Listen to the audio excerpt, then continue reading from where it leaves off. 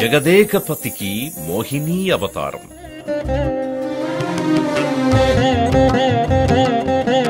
శ్రీవారి బ్రహ్మోత్సవాలలో 5వ రోజు ఉదయం మలయప్ప స్వామి సమ్మోహన మోహినీ అవతారంలో పల్లకిలో దర్శనమిస్తారు.